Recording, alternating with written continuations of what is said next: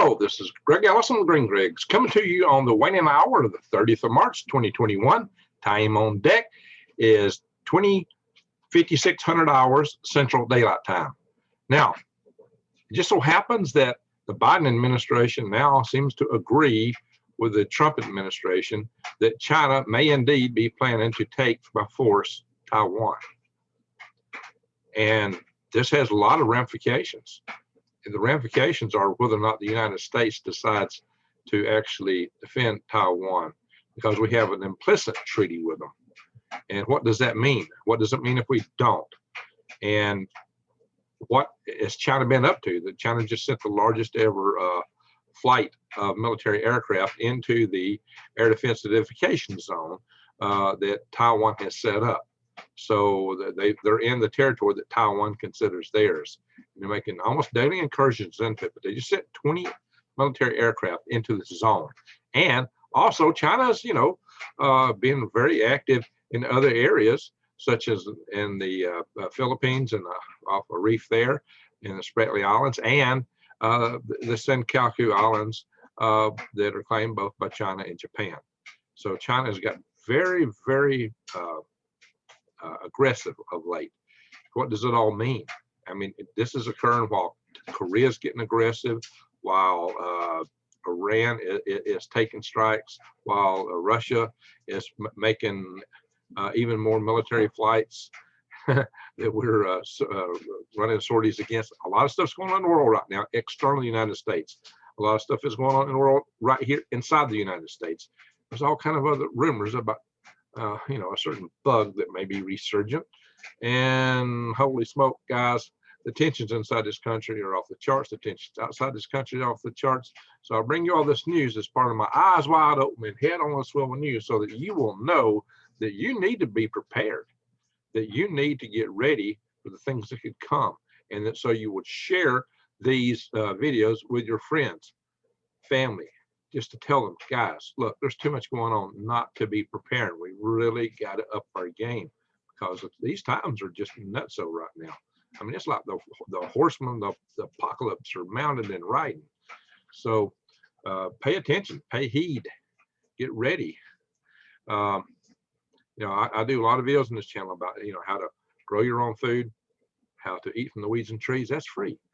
So there's many things like it, but so make sure to watch these videos. Subscribe to my channel, bang the notification bell, and click all. That way you can make sure that you get my videos. Share them with your friends and family on social media, wherever. And also, in addition to the free weeds and trees, I do have special deals just in case you're not getting the caloric intake you need from those weeds and trees.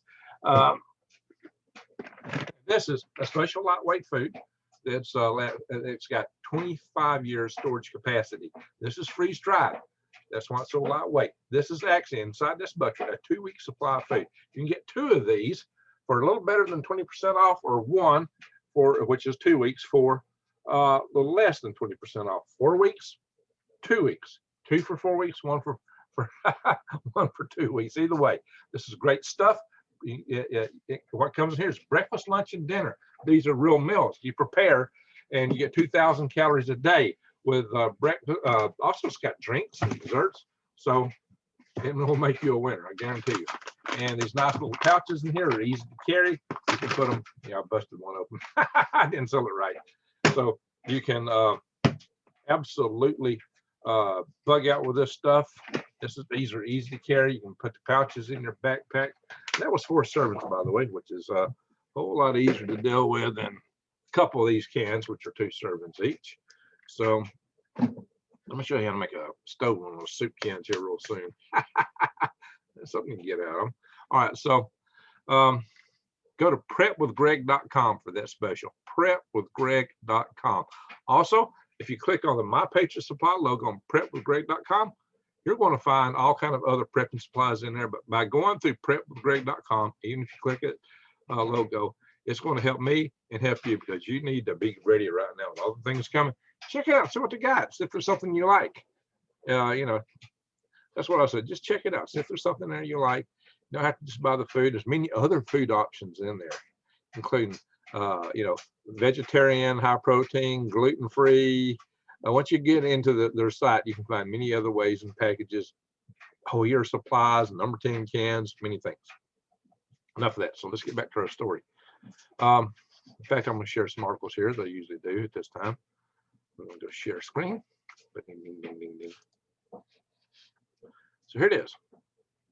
The Biden administration concluded that China is flirting with the idea of seizing control of Taiwan as President Xi Jinping becomes more willing to take risk to boost his legacy. As we all know, they are taking a lot of risk right now. And of course, why it matters, as I mentioned earlier, we have a decision to make. Are we going to support Taiwan or not? Are we going to go to war with China over Taiwan? That is the crux of the decision. Because, Taiwan has long been an implicit ally. And a lot of our military feel strongly about Taiwan being an ally to us. And the risk is, if you don't support the ally, then your other alliances, will crumble because your other allies won't have faith that you're going to cover and protect them. Of course, these alliances like this that got us in World War I in the first place, wasn't it? But Taiwan is special in that it is a democracy. It's a freedom-loving island of Chinese people living just east of mainland China, and the people there, it's like 23 million people versus 1.4 billion in mainland China. But they're all Chinese people on both sides. They're the same people. It's that they have a different governance. As you may know, I've pointed out that the Republic of China pre-existed the People's Republic of China. The People's Republic of China was an insurgency that took over mainland, and the Republic of China fled in exile to the island of Formosa, which we also know as Taiwan. So we call the country Taiwan, we call the people Taiwan. Some people say, oh, it's not a country, it's a breakaway republic. How did it break away? It pre-existed. So how did it break away? It did not, by any definition, except for the definition of Xi Jinping and the CCP. They like to rewrite history, including, and they like to invalidate UN laws and UN treaties, except for when it serves them, like the Law of the Sea Treaty, and they claim territories. Even when the tribunal courts rule against them, they ignore it. If they rule for them, they'll hold everybody else to it. So, because they know we all play by the rules. See, they don't. If they did, they wouldn't have taken Hong Kong when they did. They wouldn't be playing a lot of the games they're playing in the world today. So this is why a lot of people are worried. And if we ignore Taiwan, then what else? See, they can use Taiwan as a beachhead, like a really strong, unsinkable aircraft carrier from which to launch out further attacks. So militarily, they get a huge advantage if they take Taiwan, if they can do it, if they can pull it off. It may not be as easy. Should we get into that? That's the big argument a lot of people have. I'm not saying one way or the other. I'm not in favor of war, though. Let me point that out. I'm not at all in favor of war. I'm in favor of defending ourselves. I'm absolutely in favor of that. So if we get attacked, or anything that looks like we're certainly about to get attacked, that's things you do. You know what I mean? So I'm definitely in favor of defense, just not offense. All right. Many of you know and have asked me why I hadn't reported on this. Well, I've actually had several other stories that I thought were new developments, like what was going on with Korea and other places that I decided to report on. And so I was going to cover this last night, and I just couldn't get to it. I've got many hours to fire, my friends.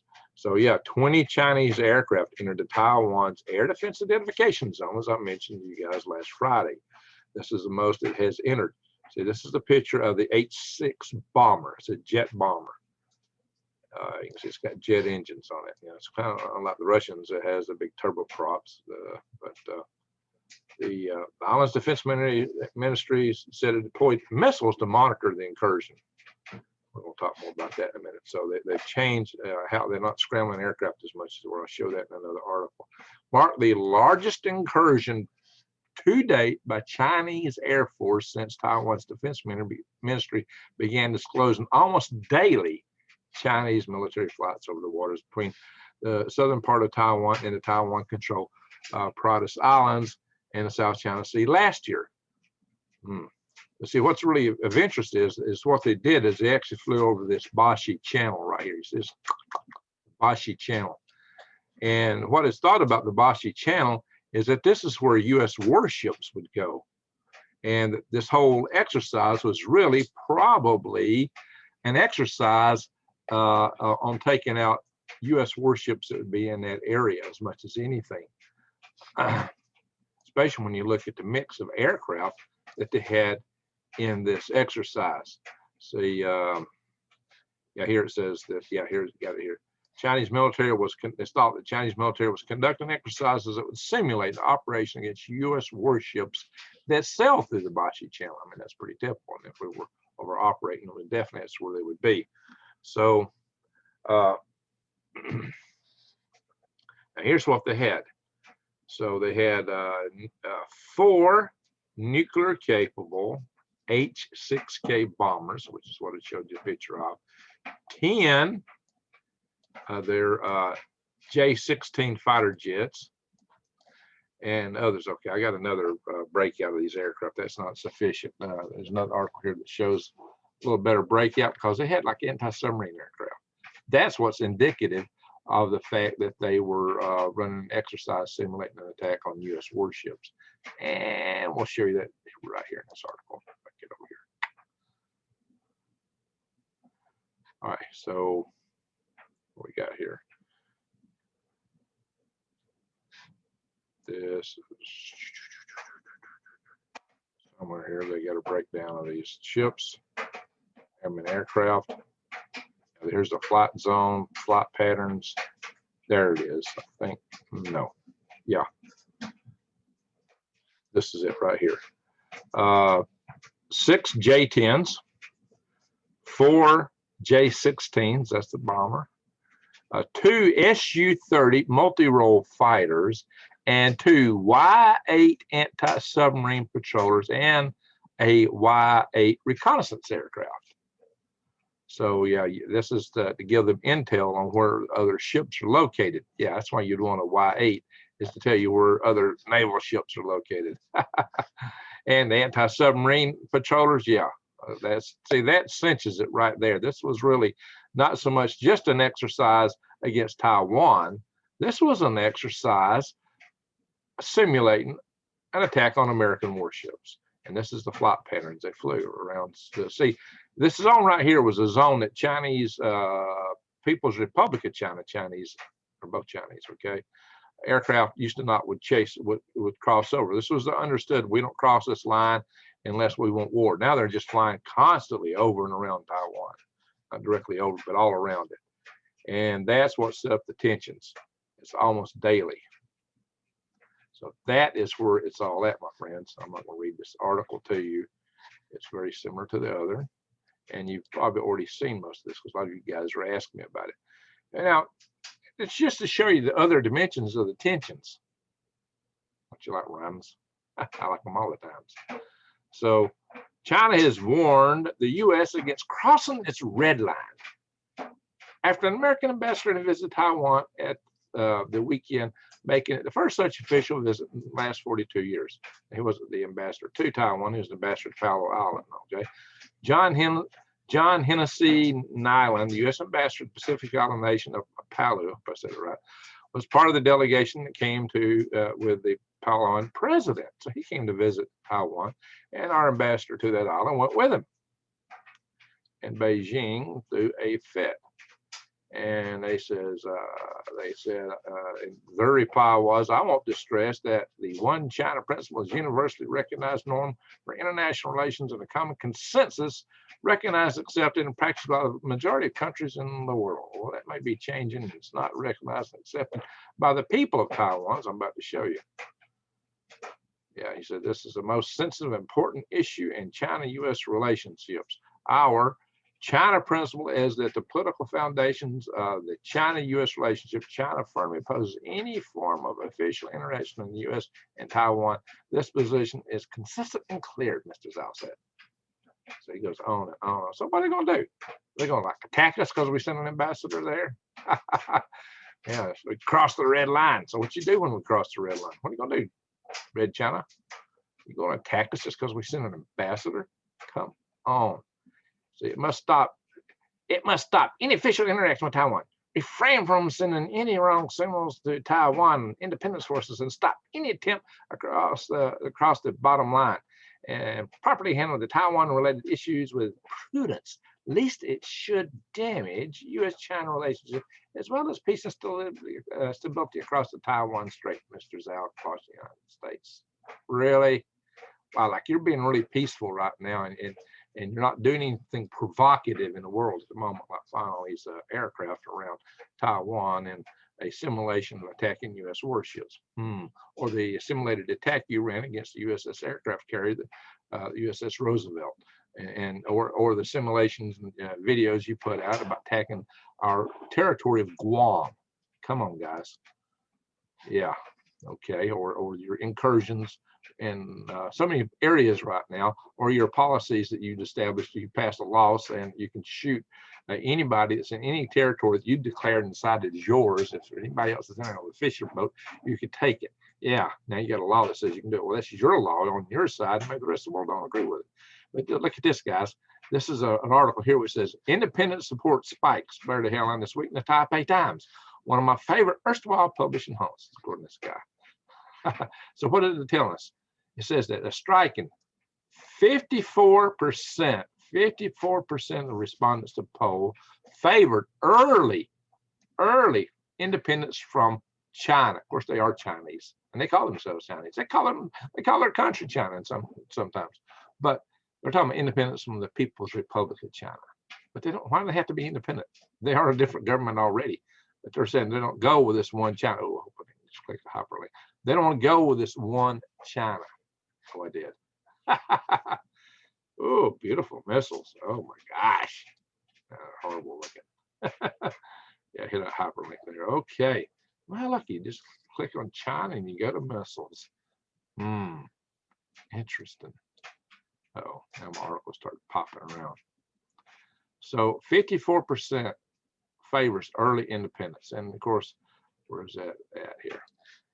You got on top. So that's more than half. I mean, that's better than the margin of most presidential elections in the United States, right? 23.4% back across country status quo, and then a meager 12.5% favor early unification with China. And of course, there was people that just didn't decide on the way in on either way. 54%. So most people in Taiwan don't want to be part of that government here. And there's actually a movement in Taiwan wanting them to join the United States as a state. Yeah, I don't think that's going to happen, but it's kind of entertaining, right? Yeah, they have even went to parades and had floats. They got a party office over there. Funny stuff, right? So yeah, that would provoke China, that's for sure. Now, as y'all have also noted, there is this case where in the Philippines, it says 200, actually about 220 ships have been put out to Spratly Islands and went to a reef there in the Spratly Islands. 220, what claims here, military ships of China. Now, China contests that, and I'll show you this in another article. But more Philippine Navy ships have been ordered to patrol the South China Sea as Beijing continues to refuse Manila's demand that their ships leave. So in 2020, they also parked hundreds of ships on the Juan Felipe Reef. That's what the Philippines call Juan Felipe. All right. This is a prelude to occupying, just like they did in the Mischief Reef in 1995. See, this is what they do just before they occupy Reef. That's what they believe here. So they're concerned here that this is going to be a repeat pattern, and this is a reef that is claimed by Taiwan, by the Philippines. Their fishermen regularly go there, but their fishermen have had encounters with the Chinese ships there, including one Chinese ship that rammed and capsized a fishing vessel of the Philippines. That's an act of war, my friends. That's an act of war. Let's see, maybe that's in this article. Let's see if we can find that here. You see, this goes on to have a counterclaim by China. So here it says, Philippine officials over the weekend reported around 220 still-hauled boats that had been moored near, the Chinese call it Watson Reef, and Manila calls it the Julian Philippe. And it's the 220 aircraft, ships. China said, well, they're just fishermen. China said that they're fishermen in the area seeking refuge from a bad weather. We hope the weather clears up, and in the spirit of friendship, we are hoping our vessels will leave the area. Wow. Okay. So we've been kind of called to it. And turns out that, as you can see, China's in denial right now. So there have been ships around the area, and they definitely have identified them as being part of the military force. That's what the other side's claimed. So we'll see how all this turns out. But somewhere in here, there's a story about them ramming a Philippine fishing vessel and capsizing it and marooning the crew. This is the kind of stuff that's been happening over there. I don't know. I'm not going to read all this article to get to it. But that's the kind of stuff that's happening over there. The tensions are just off the charts. Tensions are also off the charts between Japan and China right now, the Senkaku Islands. So it's just all over the place there. Any one of these could erupt into a war. And any of these could affect the United States too, because let's see, and here you go, we'll find a quote where the United States has assured the Philippines that we're going to back them. They basically said that. And as you know, the Philippines were an American territory at one time, and we granted them independence. See, what's really crazy here is this President Rodrigo Duterte. He had flirted with Xi Jinping, because he saw China as the big new power. So he thought he'd get on their side even after the international court ruled in favor of the Philippines in case one of these disputed islands. He thought that, hey, China's going to be the powerhouse, and I better get on their side because they're going to be the rulers of this area. And see, and what happened is that China, okay, we be friends, buddy, and just kind of grabbed her arm around and then punched him in the face, and so yeah, but we're gonna take your islands. We're here. We'll be buddy as long as you let us take your islands. Punch. And a lot of people, military and citizens in the Philippines, are very unhappy with him for cozying up to Xi Jinping. So so he's backtracked. The president repeated, and they're talking about Durante, repeated that he told the United Nations that we stand by and protect our territory, that we believe this has to be resolved through the United Nations Convention of the Law of the Sea, UNCLOS. Sometimes some of us call it the Lost Treaty, Law of the Sea Treaty. Some of us did not favor it too much. I'm going to tell you that for other reasons. So here it's talking about Beijing has got this new law that allows them to fire on the boats and treat it into what they claim to be Chinese territory, which is not recognized by anybody else's Chinese territory. We'll see here this article. Let's see. See, the Filipinos, this is where they flesh it. This is where they make their livelihood. And so suddenly they're being told that territory where they fish, where they've done so forever, now they can't do it, that they might be shot and sunk just for fishing and trying to make their livelihood there. Well, yeah, like I said, they've already rammed one fishing vessel. So this is what we're talking about, guys. And if we come back over here somewhere, we've got the United States assuring. Here we go. The U.S. stands by our ally, the Philippines, regarding concerns about the gathering of PRC, its People Republic of China, maritime militia vessels near Watson Reef. We call on Beijing to stop using the maritime militia to intimidate and provoke others, which undermines peace and security. This is a U.S. State Department spokesman, Ned Price. So there you go, guys. Serious, the United States is talking about backing them up. So, guys, I think the main powder point, the main powder keg point is Taiwan. But Philippines and the Senkaku Islands, so East China Sea, South China Sea, Taiwan, these are all flashpoints. These are 3 ways that we can get into it with China.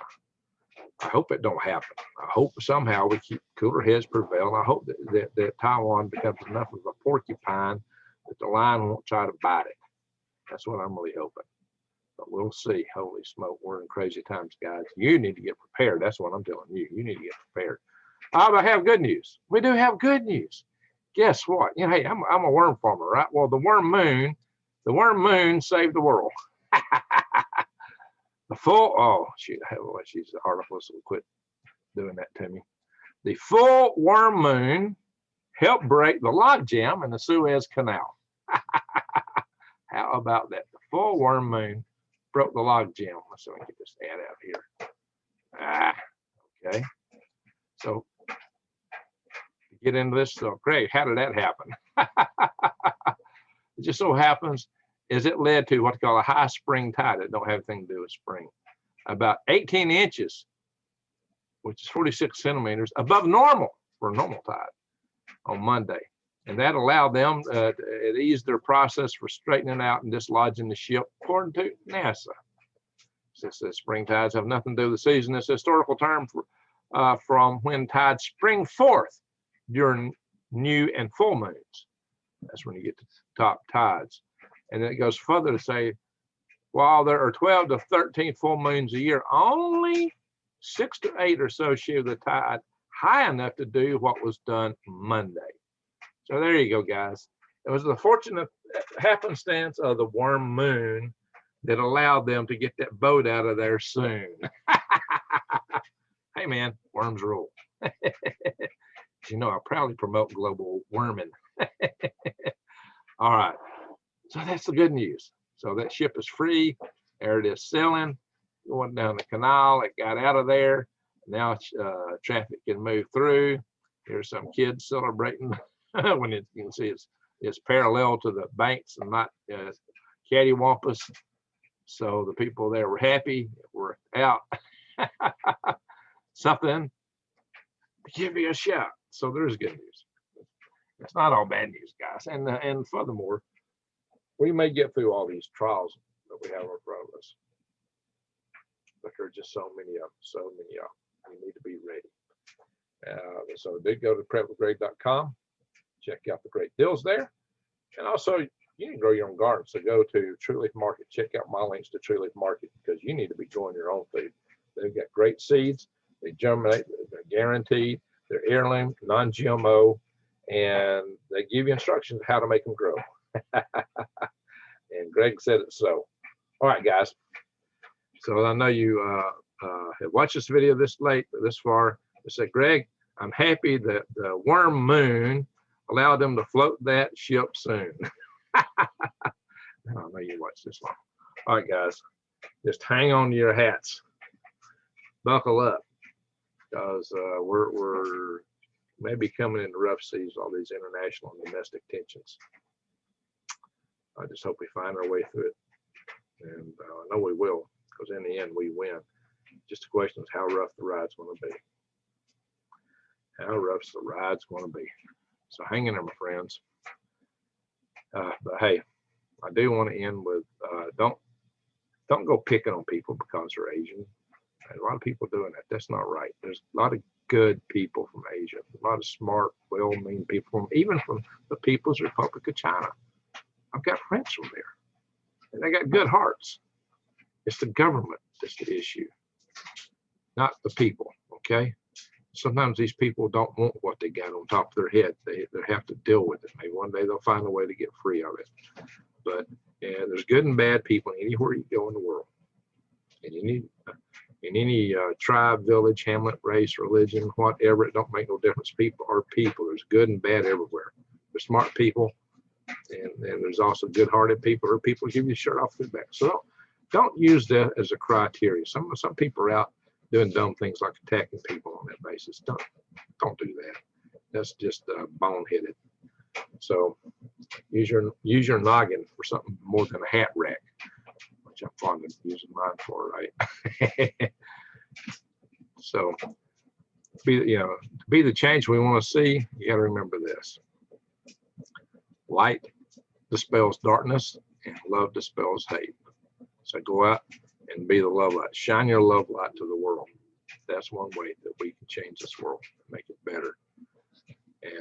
But do be prepared. Get ready. Be prepared. Yikes. Crazy times. All that I'm saying. Thank you for watching.